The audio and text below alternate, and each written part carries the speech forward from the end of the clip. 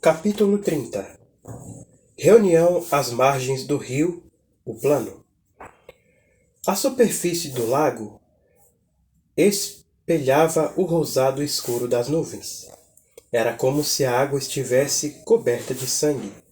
Pelas margens cresciam antiguíssimos pinheiros que ostentavam longas e emaranhadas barbas de musgo.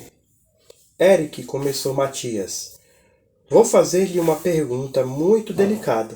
Por favor, não se zangue. Claro que não. O que é?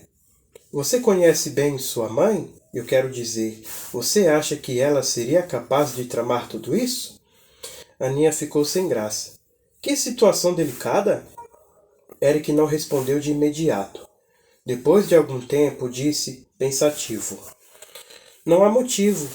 Ela é autoritária, tem gênio forte, mas é minha mãe.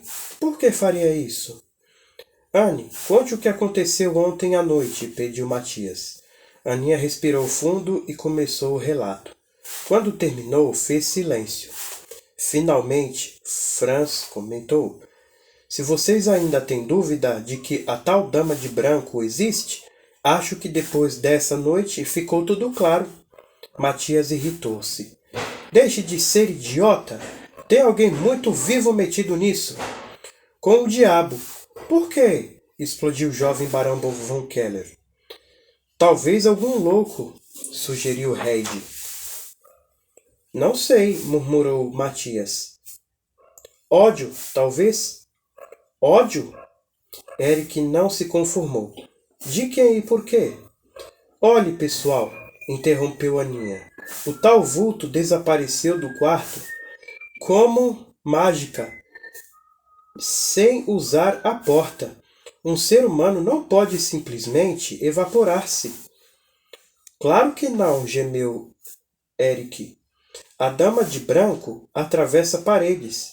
Deve existir alguma passagem secreta, tanto no meu quarto como no seu, talvez no castelo todo. Matias levantou-se e tirou a folhagem que grudara na sua calça. Garanto que vamos descobrir, nem tivermos de ficar um mês no castelo. E vamos começar hoje mesmo. Mas, começou Eric, temeroso. Tem que ser hoje, e você vai nos ajudar, Eric. Ficaremos no quarto de sua irmã, e você espalha pelo castelo a notícia de que não vai mais dormir no quarto dela. Quero que todos saibam que Anne dormirá sozinha esta noite. Anne, você vai dizer para quem quiser ouvir que tão já não vai deixar o castelo. E mais, vai dizer também que pretende esticar suas férias. Para que tudo isso? Se o meu raciocínio estiver certo, Eric, o tal fantasma está tentando se livrar de vocês. Quando sua irmãzinha chegou, seus problemas pararam e os dela começaram. Se alguém deseja livrar-se de vocês, isto é outra história. A partir de hoje à noite, vamos acampar todos no quarto da sua irmã. Mas isso é impossível. Por quê? O quarto é grande. Se vier alguém, a gente se esconde debaixo da cama, nos armários, atrás das cortinas, onde der. Mas e a comida? Ora, deixe de complicar as coisas. Não deve ser difícil para você arranjar alguma coisa para a gente mastigar. Como vamos entrar? Perguntou Franz. Com a ajuda do dono do castelo, riu Matias. E agora, prestem atenção. Capítulo 31. Os jovens entram em ação. Esconderam-se na floresta já ao escurecer. Depois seguiram o caminho em silêncio, sob a proteção das árvores. Evitaram acender as lanternas para não despertar a atenção e, portanto, só conseguiam locomover-se muito devagar. Matias estendeu a mão para Aninha, que a pegou sem cerimônia. Era realmente muito penoso encontrar o caminho naquela escuridão, e a jovem se assustou com os contornos sombrios da mata. Você está tremendo, disse Matias, preocupado. Eu tenho medo. Tá vendo? Exaltou-se Eric. Bem que eu avisei. Eu não queria, mas vocês insistiram nessa maluquice. Controle-se, repreendeu Reid. Vai dar tudo certo. É só não perdermos a cabeça. Meu irmãozinho, pensou Aninha com carinho.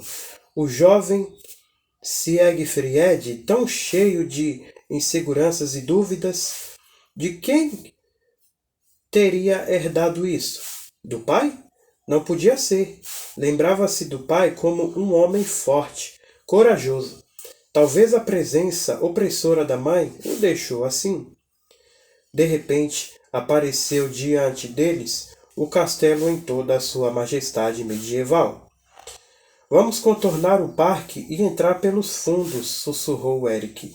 Pela porta da torre, que quase não é usada.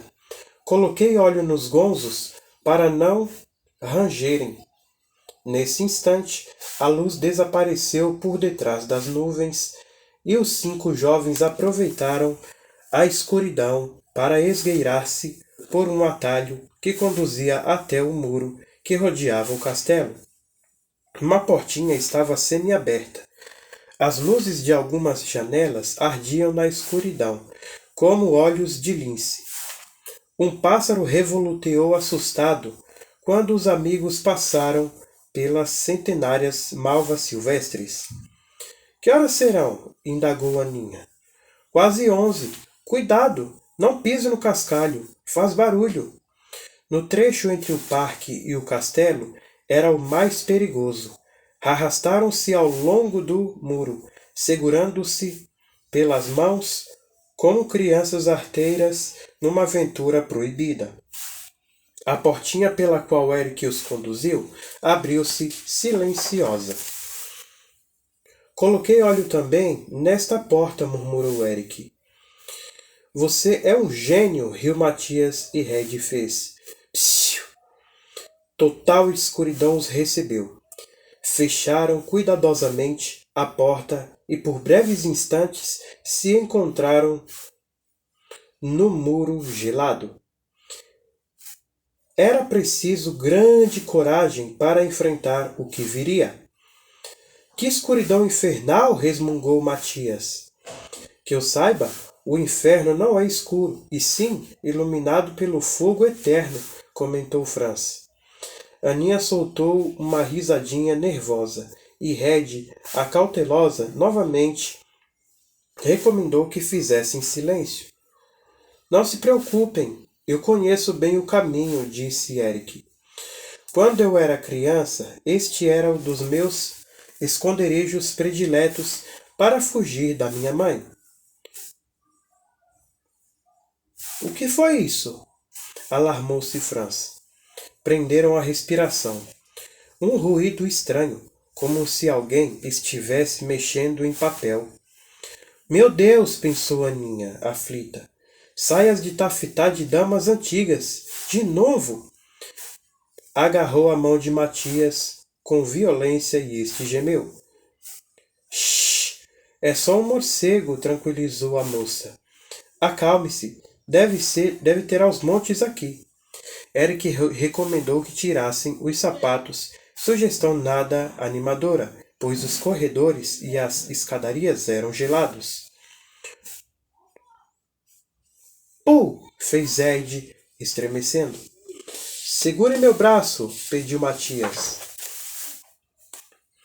Era uma sensação horripilante andar descalço pela escuridão impenetrável dos velhos murais. Aninha estendeu a mão, com medo de esbarrar em algo ou alguém. A escadaria torcia-se em forma de espiral e os degraus pareciam intermináveis. A jovem sentiu que estava ficando zonza. Falta muito? Inquiriu, amedrontada. Não, acho que não, respondeu Eric. Você acha? Irritou-se Aninha.